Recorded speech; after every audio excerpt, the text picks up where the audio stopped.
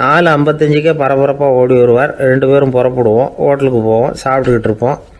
அப்படி சாப்பிட்டுட்டு இருக்கிறப்ப, சார் சாப்பிட்டு முடித்ததும் நேராக ஒரு ஜவுளி கடைக்கு போகிறோம் அப்படிம்பார். பரபரக்க சாப்பிட்டு முடிப்பார், புறப்படுவார். ஜவுளி கடையில் அவசரமாக சீக்கிரம் பில் போடுங்க சார், சினிமாவுக்கு நேரம் ஆகிடும்பார். சினிமா தியேட்டரில் உட்காந்து அடுத்தபடியாக எங்கே டின்னர் சாப்பிட்றதுன்னு யோசனை பண்ணிகிட்டு இருப்பார்.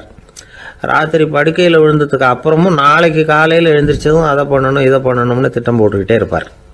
அதாவது எப்போவும் அடுத்த நிமிஷம், அடுத்த நாள், அடுத்த வாரம், அடுத்த வருஷம், இதுதான் அவங்க சிந்தனை.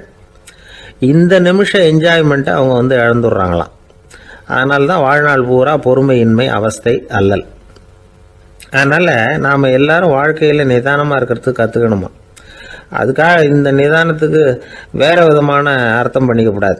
ஒருத்தர் அப்படித்தான் ஒரு தடவை அவருடைய குதிரை காணாமல் போயிட்டு தான். அதுக்காக அவர் கவலைப்படல, நிம்மதியாக இருந்தார், சந்தோஷமாக இருந்தார்.